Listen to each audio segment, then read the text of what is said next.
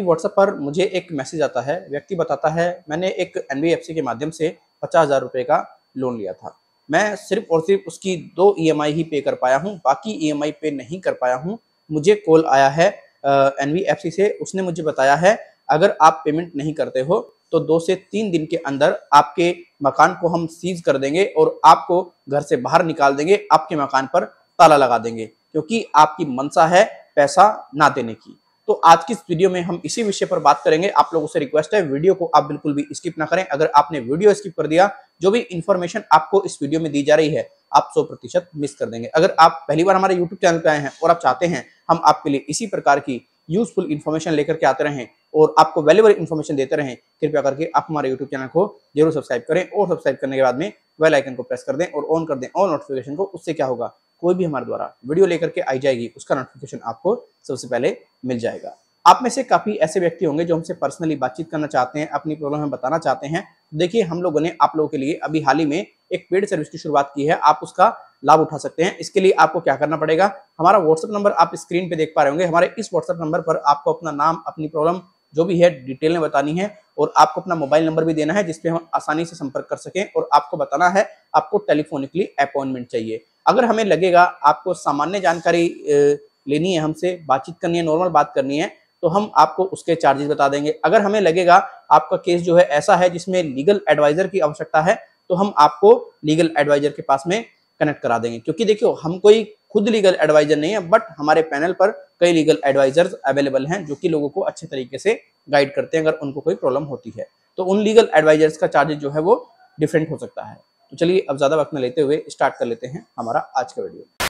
हमारे इंडिया में 2 टाइप के लोन ही प्रोवाइड कराए जाते हैं, एक सिक्योर लोन, एक अनसिक्योर लोन। अगर अनसिक्योर लोन की बात करें तो उसमें आपका क्रेडिट स्कोर देखा जाता है, आपके बैंक अकाउंट स्टेटमेंट देखी जाती है, आपकी प्रोफाइल देखी जाती है, किस टाइप की आपकी प्रोफाइल है। और अगर बैंक एनबीएफसी को लगता है आपको लोन देना चाहिए तो बगैर गारंटी वगैरह के आपको लोन मिल जाता है। अगर सिक्योर लोन की बात करें, जैसे सिक्योर लोन में आते हैं आपका, जैसे आपने घर लिया, घर के लिए लोन ले लिया तो वो सिक्योर लोन में आता है। आपने कोई गोल्ड लिया है वो सिक्योर लोन में आता है।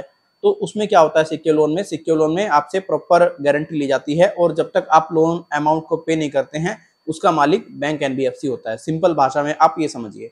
अब देखो, अगर आपने अनसिक्योर लोन लिया है तो उस केस में तो बैंक एनबीएफसी आपके घर, दुकान, मकान को बिल्कुल भी बेच नहीं सकते, बिल्कुल भी वो सेल नहीं कर सकते, ना ही उस पर ताला लगा सकते। आपको पूरी तरीके से बेवकूफ बनाया जा रहा है, आपका पूरे तरीके से पागल बनाया जा रहा है अगर ऐसा कोई आपको बता रहा है। क्योंकि ये जो मेरे सब्सक्राइबर है ना, इनका जो लोन था वो अनसिक्योर था और वो भी एक एनबीएफसी से था। तो भाई ऐसे नहीं होता है, अनसिक्योर लोन में कोई घर, दुकान, मकान नहीं बेचते हैं ये लोग, ये बेच भी नहीं सकते, इनके पास में कोई अधिकार नहीं है। अगर कोई ऐसा आपको बता रहा है तो वो आपको डरा रहा है, आपको धमका रहा है, आपको सीधा सीधा गलत इन्फॉर्मेशन दे रहा है। हो सकता है कि वो लोन रिकवरी करने के लिए इस तरीके की बातें कर रहा हो कि भाई ये पैसा हमारा दे दे। देखिए, मैं क्लियर कहता हूं, अगर आपके पास में पैसा है तो आप पैसा दे करके अपना पीछा छुटा लो। अगर पैसा नहीं है तो देखो, ये जो आपके गले पड़ा हुआ है ना मामला, इससे पूरे तरीके से आप मुंह मोड़ लो, आप एक तरफ हो जाओ, ध्यान मत दो। बट उसको बता दो जिस बैंक एनबीएफसी से आपने लोन लिया है कि मेरी फिलहाल में ये प्रॉब्लम है और मुझे अभी समय की रिक्वायरमेंट है। आप प्रॉपर तरीके से अगर बता दोगे तो आपको अच्छी तरीके से हेल्प हो जाएगी। ये आपका पीछा तब तक नहीं छोड़ेंगे जब तक अपना पैसा ये ले नहीं लेंगे। आप इस बात को अच्छे से समझिएगा। और दोस्तों, अभी ना मैं एक मामला पढ़ रहा था, एक केस है, उसमें क्या हुआ, आईडीएफसी फर्स्ट बैंक का मामला था ये। एक व्यक्ति ने होम लोन वगैरह लिया, अब उस होम लोन को वो टाइमली चुका नहीं पाया। जब वो टाइमली उसको चुका नहीं पाया तो जो आईडीएफसी बैंक था वो पूरी तरह से पहुंच गया कोर्ट में। अब कोर्ट में पूरी तरह से उसको परमिशन मिल गई कि आप इसके जो घर को बेच सकते हो, कोई दिक्कत नहीं, आप अपना कब्जा ले सकते हो। कोर्ट ने उसको परमिशन दे दी। अब आईडीएफसी बैंक ने कब्जा भी ले लिया मकान पर, लेकिन जिस व्यक्ति का वो मकान था उस व्यक्ति ने पता है क्या किया, जब आईडीएफसी बैंक ने उस पर ताला लगा दिया, ताला लगाने के बाद में उसका ताला तोड़ दिया और ताला तोड़ करके उसके मकान जो था वो आईडीएफसी बैंक का हो गया। अब तो उस मकान में किराएदार छोड़ दिए।